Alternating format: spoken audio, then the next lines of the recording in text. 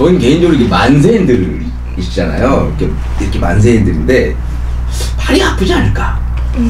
아, 처음에는 바이크 입문할 때는 그냥 뭐가 뭔지도 모르고 저는 처음부터 이제 스쿠터도 타보지 못하다가 이제 할리 그 만세를 처음 시작한 거예요. 바이크. 스쿠터를 또 안 타고 바로 건너뛰어서 만세로. 예. 바이크 입문 자체를 그렇게 하자 보니까 존경합니다. 예.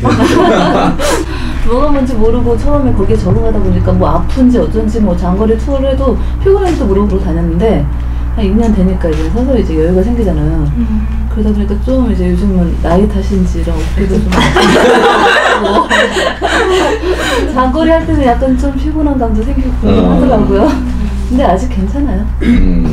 언니들도 있는데 그 소리에서 죄송합니다. 그러신 회장님은 어인 일로 이렇게 네. 어떤 계기로 모터사이클과 인연을 맺게 되신 거예요? 뭐 큰 그런 계기는 아니고요. 앞에 이제 얘기한 것처럼 다른 사람들보다는 조금 색다른 취미를 갖고 싶었던 그런 게 좀 컸고요. 또 아직까지 우리나라가 좀 보수적인 사람들이 많잖아요. 그래서 남자들의 전유물만이 아닌 여성도 탈 수 있다라는 걸 좀 보여주고 싶었고, 또 이렇게 우리나라에도 상당히 좋은 데가 많더라고요. 막 맛집도 있고 정말 경치 좋은 데도 있고 하는데 해외에도 그 여유가 되거나 시간이 되면 눈을 돌려보는 것도 좋잖아요. 그래서 해외에 나가보니까 너무 좋은 곳들이 많더라고요. 거기에 또 여성 라이더들이 같은 여성 라이더라는 것만으로도 친구가 금방 될 수 있다는 그런 메리트가 커서 이 위마라는 게 참 이래서 좋구나. 그래서 제가 참 바이크를 잘 시작했다. 결론은 그렇게 내렸죠. 해외 나가면 네. 말이 돼야 시작일 거니까. 말이. 아니 그런 것 같아요. 꼭 말이 물론 통하면 좋겠죠. 좀 심도 있는 얘기도 좀 할 수 있고. 그런데 그냥 너 바이크 타? 나도 타. 그냥 we are friends가 되는 그런 게 있어요. 발음이 범람잖아요. 그런 건 있는 것 같아요. 저는 영어를 잘 못하는데 외국 애들이 모터사이클에 대해서 하는 얘기는 얼추 알아듣겠더라고. 대략 뭐라고 얘기하는지. 네. 그러니까 왜냐면 같은 용어를 쓰니까. 맞아요. 네, 같은 용어를 쓰니까 좀 알아듣겠더라고요. 그러면 외국에도 뭐 라이딩 하러 다니시고 그러시나요?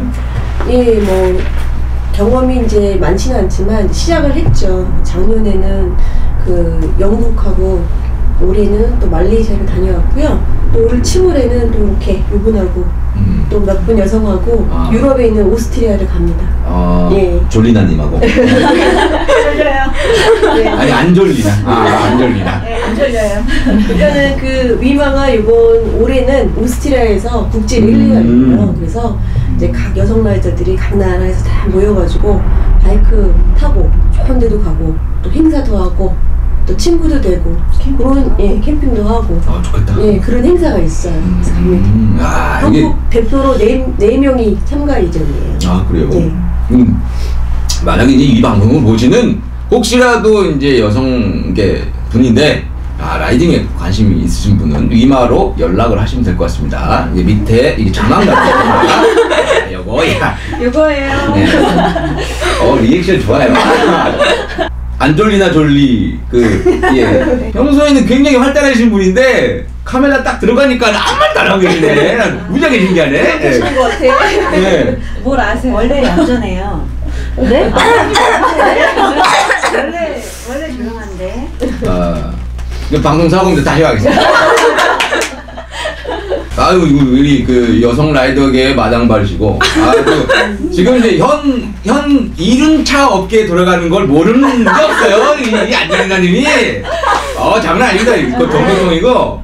역사십니다, 정말. 뭐 라이딩 결력 벌써 10년이 나오는데 그렇죠. 좀 놀랐어요. 10년 되신 분이 있었다는 것만. 전설, 여성 라이더계의 전설. 너무 띄워주시면 안 되고. S천할날 타시는데 뭐 좋으니까 바이크를 이렇게 오래 타셨겠죠? 그렇죠. 왜 좋으셨어요? 저 같은 경우에는 좀 성향이 굉장히 익스트림한 걸 좋아해요. 그래서 이제 바이크 타기 전에 굉장히 많은 레저 스포츠 경험을 많이 했어요. 스킨스쿠버도 해보고 뭐 인라인 스케이트, 스키, 스노보드, 승마, 사격 그러니까 하늘에서 떨어지는 거는 이제 번지 점프만 해봤고. 아니, 그리고 승마 같은 경우에도 경마장에 가면은 무료로 배울 수가 있어요. 그래요? 제가 난 몰랐어요. 그런 레저 스포츠를 굉장히 다양하게 경험을 했다라고 하면 사람들이 돈이 많은가 보다라고 오해를 하시는 분들이 있는데, 자기가 발로 직접 뛰면은 얼마든지 무료로 또 이렇게 강습해주는 데도 있고, 스킨 스쿠버 같은 경우에도 제가 이제 액션 스쿨에 있었을 때 이제 필수 코스로 단체로 해서 싸게 배웠었고. 액션 스쿨이라고 하면 보람에 있는 그 액션 스쿨이요? 정동 감독님의 액션 스쿨. 왜냐면 이제 정동 감독님하고 저하고 인연이 좀 있어서. 그러십니까? 네.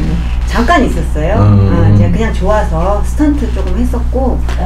근데 그 전에는 제 개념 속에 바이크가 이렇게 별로 존재하지 않았었는데, 그때 당시 그 랠리장에 할리가 한 400대 정도가 주차장에 쫙 줄 맞춰서 세워져 있는 광경을 봤어요. 근데 또 그분들은 이렇게 굉장히 이렇게 반짝반짝하게 닦고 다니죠. 그렇죠. 깨끗하게. 그날을 위해서. 그래서 닦는 것만 취미로 갖고 있는 분들도 있어요. 그래서 굉장히 멋있는 바이크들이 줄을 쫙 맞춰서 한 400대가 서 있는데 그 광경을 보고 전 반하고 말았죠. 그렇죠. 코스가 있죠. 저런 것도 있구나. 저거를 한번 해봐야 되겠다. 라고 생각을 해서 이제 그 전에는 이제 스키를 굉장히 열심히 타다가 시즌 딱 끝나고 나서 봄에 이제 수소문을 해서 바이크를 배울 수 있는 곳을 찾아갔죠. 대림교습소. 그때 당시 동부 이촌동에 있었어요. 거기서 이제 제 굉장히 디테일하게 알고 계시네요. 바이크 라이프가 이제 시작이 됐죠. 11년 정도 됐는데. 깜짝이야. 그래서 처음에 이제 스쿠터부터 가르쳐 주더라고요. 대림교습소에서. 그래서 스쿠터를 좀 타니까 교관님이 레이스를 나가봐라. 그래서 저는 이제 할리 때문에 바이크를 배운 건데, 레이스의 세계로 이제 빠져들은 거죠. 스쿠터 레이스를 하면서. 그래서 그쪽에 소질이 딱 보이시는. 그래서 이제 레이스 나가고 하면서 레이싱 교육을 받고, 그러면서 나는 레이스를 해야 되나 보다 라고 약간 이제 착각을 하게 된 거죠. 그래서 이제 선수 자격증도 따고, KMF 공인 선수 자격증도 따고 이렇게 하면서 레플리카로 입문을 하게 된 거예요. 좀 약간 이제 좀 빗나가긴 했지만, 근데 레플리카의 매력에 이제 또 빠지게 된 거죠. 할리 때문에 바이크계에 입문을 하게 됐지만, 레플리카의 매력에 이제 빠지게 되면서 11년 동안 레플리카만 타온. 그래요? 네. 그래서 지금까지도 제가 나이가 이제 좀 많아요. 40대 후반인데, 내일 모레 50이 되는데, 제가 알기로는 레플리카 타는 여성 라이더 중에는 제가 제일 나이가 많지 않나 생각이 들어요. 근데 사실 요즘 좀 체력의 한계를 느껴요. 허리도 아프고 장거리 투어 갔다 오면 좀 힘들긴 하더라고요. 근데 아직까지도 그 레플리카의 매력 때문에 아직까지는 조금 알차를 더 타고, 나중에 투어러나 할리 데이비슨, 아메리칸이나 그쪽으로 가지 않을까 싶어요. 저 같은 경우에는 이제 사실은 오프로드를 전문으로 했었어요. 오프로드를 하다가, 저도 관심이 많아요. 그러니까 오프로드를 하면 그냥 꽂혀요. 그래서 이게 왜 당구 처음에 배우면 이렇게 하면 다 그러니까 모터사이클 처음에 딱 꽂히면 모든 게 다 두 바퀴를 보이고 막 엔진으로 보이고 다. 모터사이클이라는 것은 뭐라고 그래야 될까요? 그러니까 직접 들어가서 보지 않으면 볼 수 없는 매력들이 좀 있습니다. 그러니까 직접 해보지 않은 사람들이 저건 위험해. 제대로 배워보지 않은 사람들이 저것 하면 죽어. 맞습니다. 라고 생각하는 분들이 굉장히 많습니다. 하지만 그런 분들일수록 대부분 바이크 라이딩 경력이 없다는 거예요. 그런데 암으로 죽는 사람이 1년 몇 명 있게요? 한국에? 꽤 많죠. 될 것 같아요. 8만 명이에요. 8만 명. 사망자가 8만 명가량 돼요. 그래서 제가 주장하는 건 뭐냐면, 스트레스 받아서 암 걸릴 거면 차라리 오토바이로 스트레스 풀자 이거지, 나는. 이거 다 마찬가지인 거야. 그래서 이렇게 용기 있는 여성 라이더 분들 보면서 참 뿌듯하고요. 보면 이쁘기도 이쁘지만 이런 그 세상의 관념들을 타파하는 제 제 1선 순위에 계신 분들이 아닌가라는 생각이 좀 들고. 근데 이제 두 번째로 이제 여러분들한테 좀 이렇게 얘기 드리고 싶은 건 뭐냐면 또 이제 우리나라의 좀 유교적인 그렇습니다.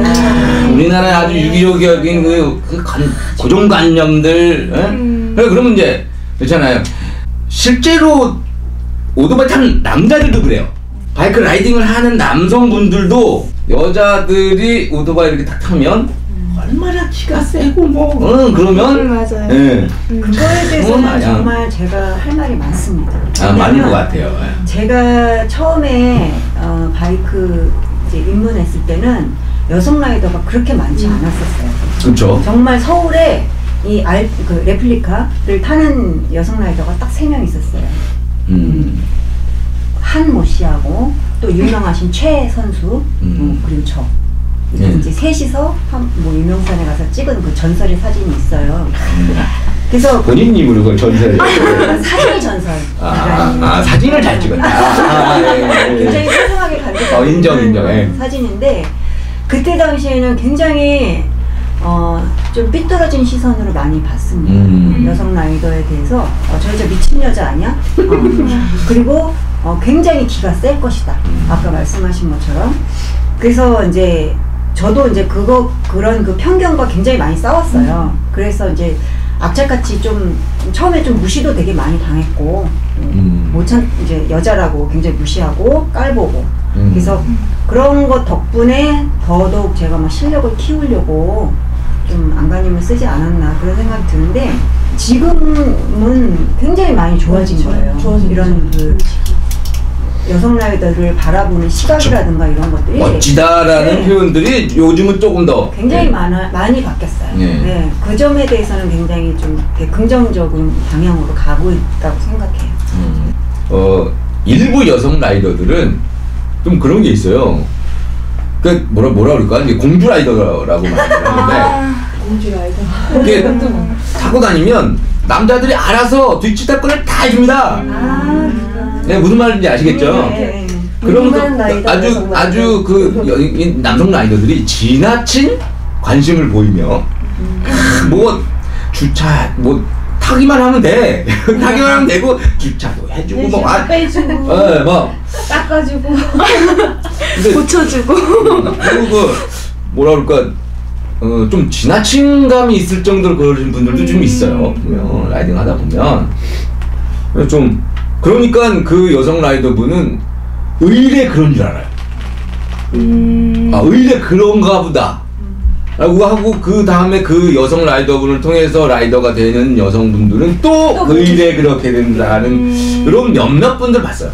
그래서 그래도 그런 분들이 극소수라 다행입니다. 제가 초보 여성 라이더들한테 꼭 해주는 말이 있어요. 그게 뭐냐면 자기 바이크는 자기 것이기 때문에 절대로 남의 도움을 빌려서 주차를 하거나 집에서 빼거나 하지 말아라.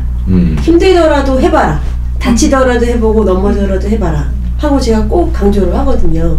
다 앞만 보고 달리는 게 아니에요. 라이더라면 일단 자기 바이크에 오르면 집에 돌아올 때까지 책임을 지는 게 저는 라이더라고 생각을 해요. 이거 훌륭한 말씀. 네, 제가 지금은 이제 우리 신랑하고 가끔 이제 바이크를 타는데요. 이제 클럽에 소속돼서 타는데 다른 사람들은 빼줄 때 막 빼주려고 하고 도와주려고 하는데 우리 신랑은 안 도와줘. 일부러.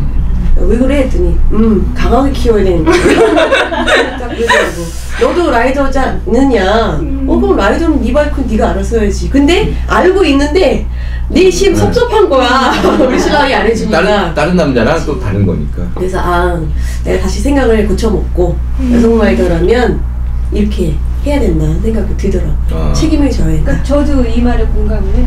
저는 처음에 이제 클럽에서 이제 여성 라이더가 처음 나왔다가 막 축하 분위기가 장난이 아니었어요. 우리 클럽에 뭐 언니가 왔고 뭐 우리가 키운 라이더니 뭐 여성 라이더